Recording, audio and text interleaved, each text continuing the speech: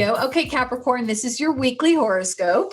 With the moon in the seventh house, this is highlighting your partnerships and your partner. It could be that you are finally feeling more confident yourself, and that your partner now is able to shine in a way that benefits you. It's almost like your partner feels better.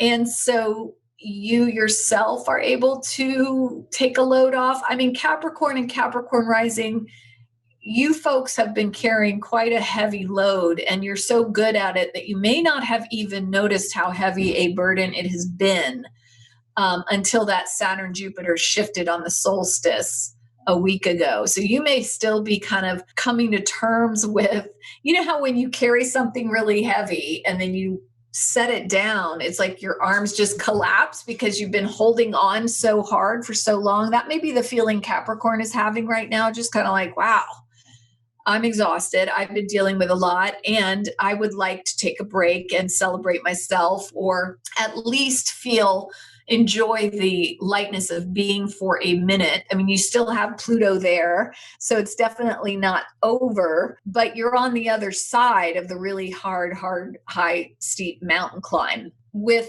the moon in the seventh house, the focus definitely turns to partnership, relationship, and give and take. I mean, because the seventh and the first and the seventh are really about, what's mine, what's yours. We could say that about the second and the eighth as well, which the second is being highlighted for you with Saturn there. So Capricorn, you're in a place of finding balance in relationship, finding new ways to value yourself. You know, you have been in a long pattern of culling away all the things that don't work, with Saturn and Jupiter and Pluto all heavily weighing down your body, your identity.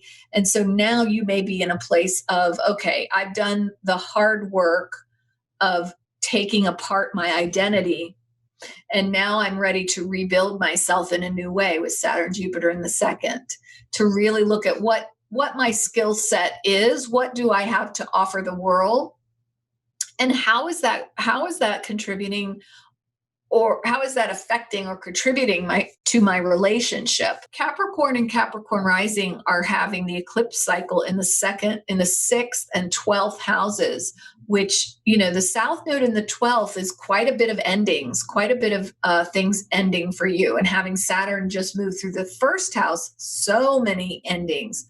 It's almost like you've gone through a rite of passage, and now you are ready to, again, I feel like it's a rebuilding phase. Although you still have eclipses in that 12th house in this year, 2021, a lot of things have been shed. A lot of things have been cleared away. And so using this full moon in the seventh, you may get a much clearer view now of how your relationship works for you or does not work for you. With Saturn making a weird alignment to this full moon, I almost feel like it's like, oh, okay, now I see what I've been working so hard on myself. And yet my partner has some homework too. There are some pieces of this that my partner needs to be doing too. And I think I've basically done all that I can in this moment. The rest is going to be up to them. So Capricorn rising, I would say use this full moon to get clarity on a partnership relationship. Use that Venus square Neptune and then the Mercury sextile Neptune. This is really about clarifying yourself to yourself. It's like meditation could benefit you as well, Capricorn, because you're someone who takes responsibility very, very seriously. You may have been a little too hard on yourself through the last year, and maybe it's time to step back and say, you know what, I think I've figured out enough for now. I can coast a little bit on the lessons I've learned.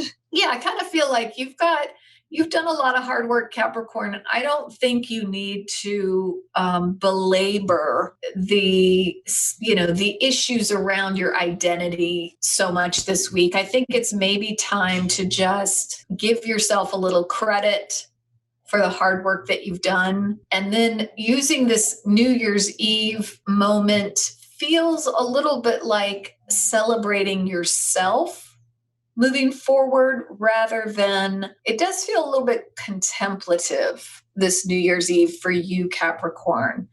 I mean, it's not that you're 100% a wet blanket on the New Year's Eve, but it does feel like it's a quieter time for you and a more contemplative time.